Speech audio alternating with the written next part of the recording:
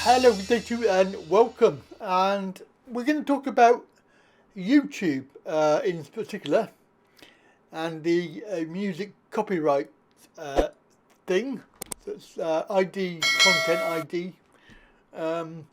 AI matching, and of course I have a situation, as I always do, it always happens to me, that I purchased the rights to use a track. This track, as you can hear, it's quite nice. It's very appropriate for my Thailand videos that I wanted to use it for as part of an intro, and the videos that I had planned for 28 days with 2 or 3 parts per day. So you can see quite a lot of videos. And in the end, after the first couple of times that they claimed it as being content ID, you can see the one of the claims which they put in right there. So this is one of the claims that they put in, and this one was after, I'll tell you that about that in a moment, but this is like day 12. So they are still claiming for this track. The artist we have, the content ID that they've claimed track is called is Disgusting Combustion. It's not exactly the same track, but it is very similar, and you can hear that here.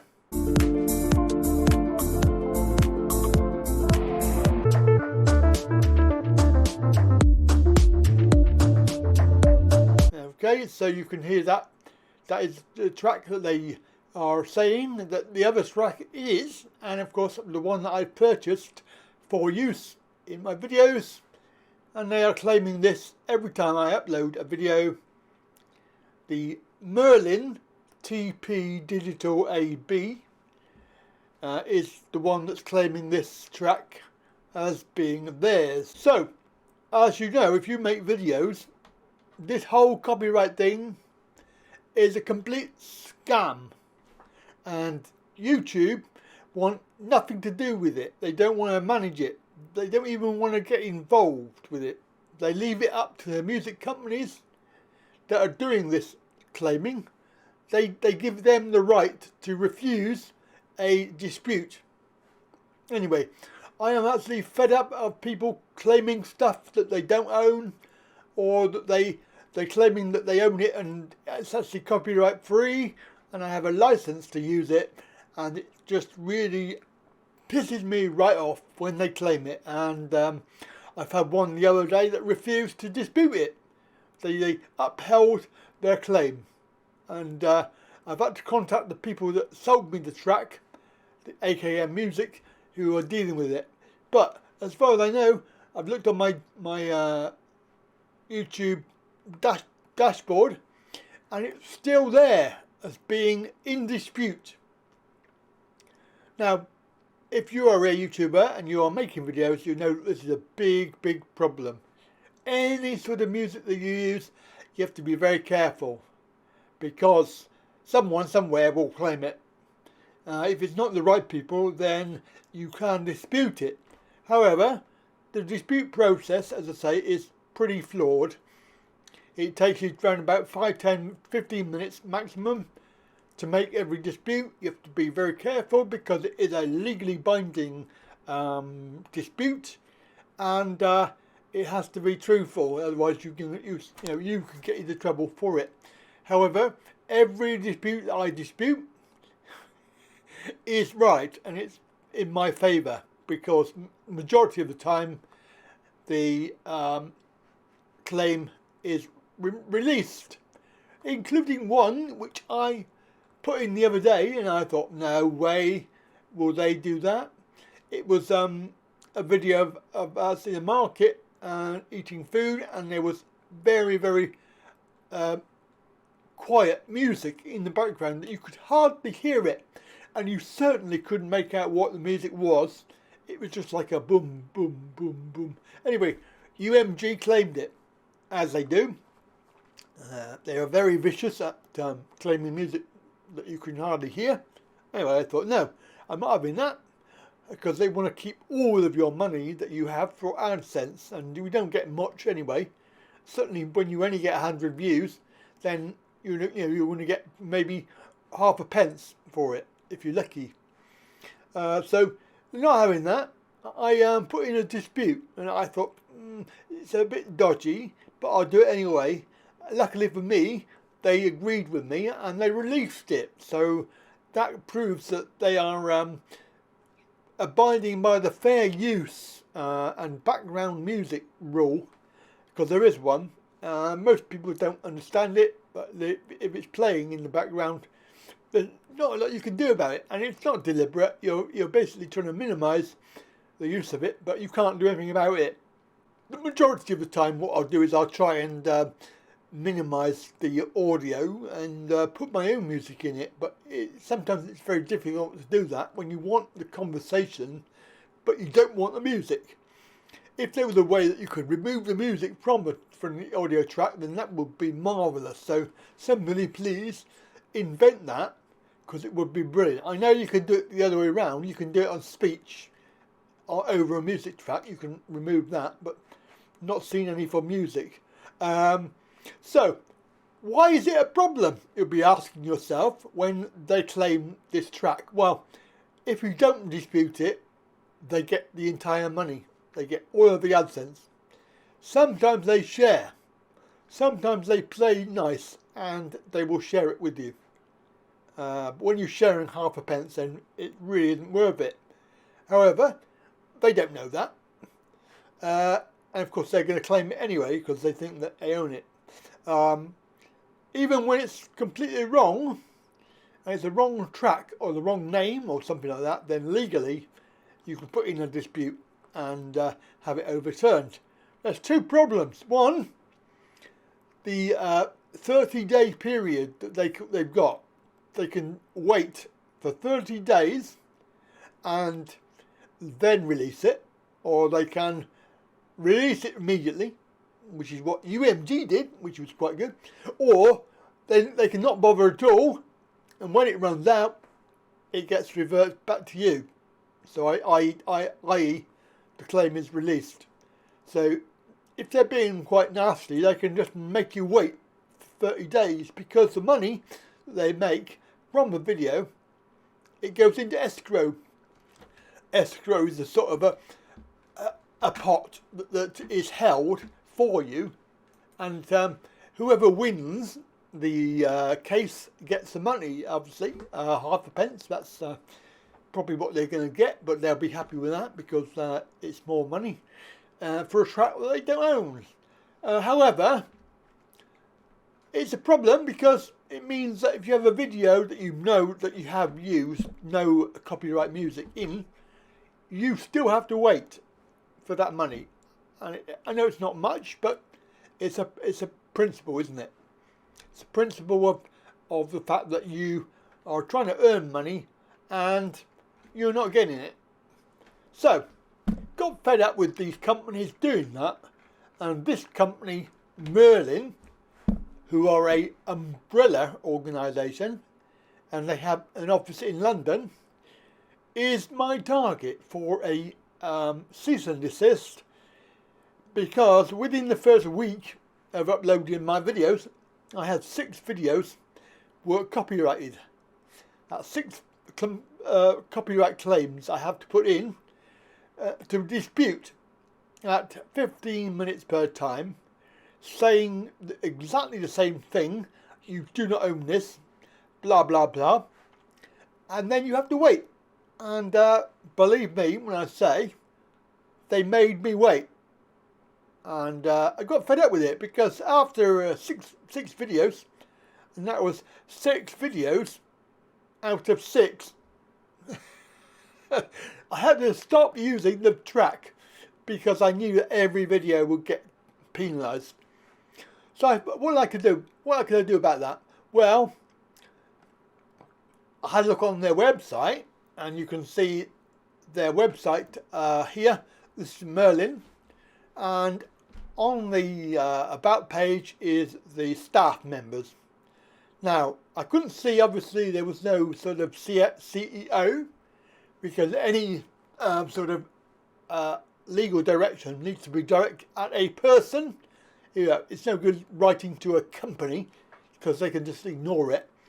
It has to be made into a personal thing, and it's usually the CEO that gets the bullet and responsibility. So I couldn't find one, so the next best thing is this CFO, Chief Financial Officer. So CFO, obviously, because they pay the money. Now in there was a cease and desist notice and an invoice, because I had warned them several times in the disputes and an email that I sent. I sent this email because I got fed up with the non-response from these claims, because you have a chance to put your information into the box and they can see that, so that's really good. However, they don't read it because they don't review the claim. They don't review the dispute. They don't have to. They've got 30 days. So I thought, I can't wait that long, and I need to use this track. I pay for it. I need to use it. That was my plan.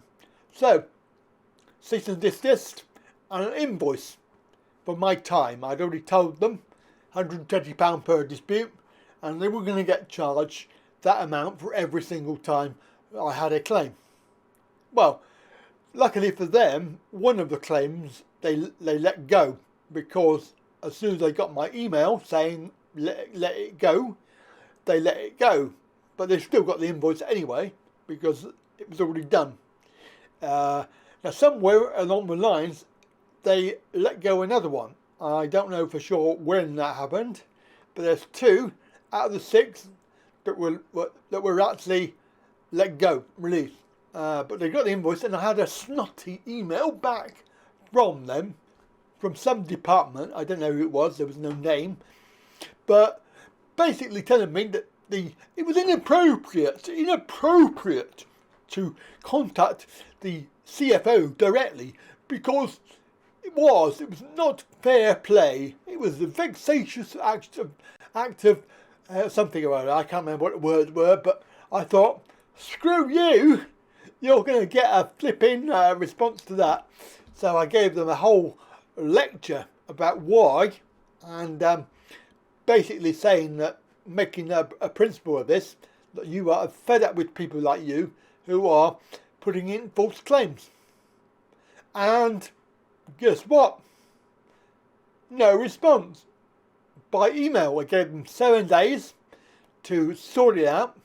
We're on day 3, and I said to them, if you pay half the amount, 50%, in 7 days, I will let it go, because I've already threatened them with county court, and I will go to county court, and I will put in a claim for the whole amount.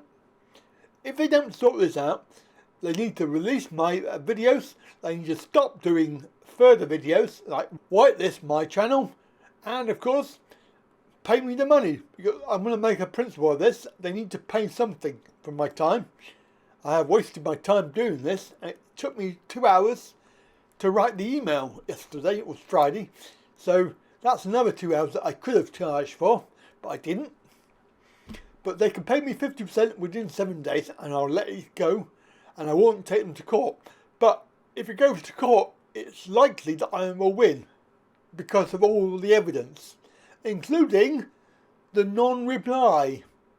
In that response, I said you need to release the remaining claims immediately, and they haven't.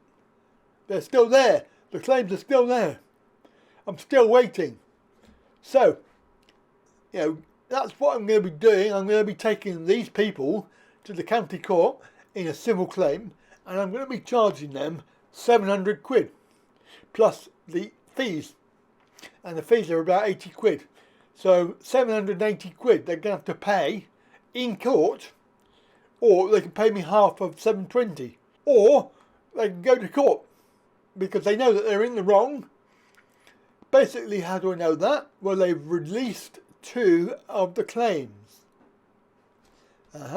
So legally they have recognised that my claim is valid. So why haven't they done the other claims, is what I would ask myself, but we'll never know. because they haven't responded.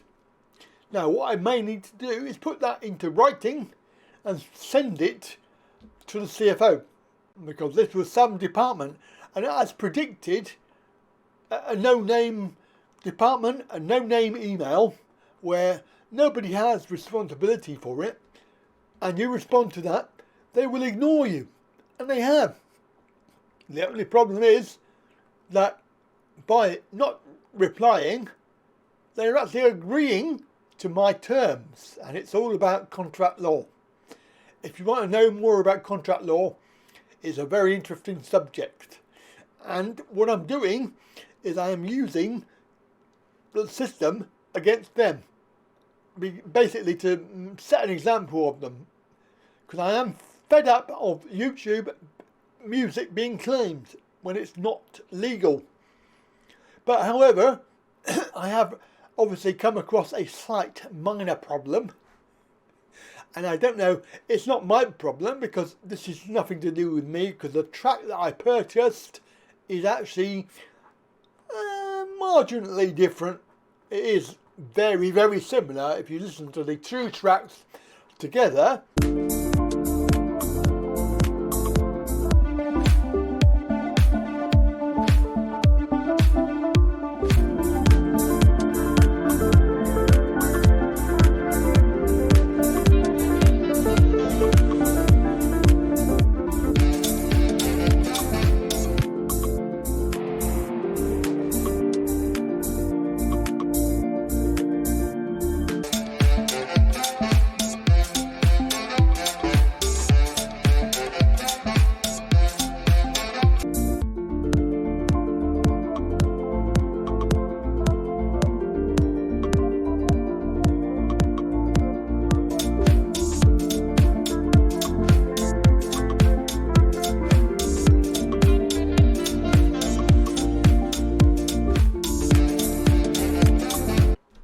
You will see that they are so close, it is unbelievable, and it's quite shocking really that this is obviously somebody has done a theft. I think somebody's stolen something from somebody, but that's not my issue.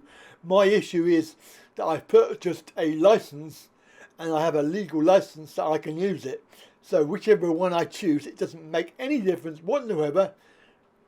I am still in the right.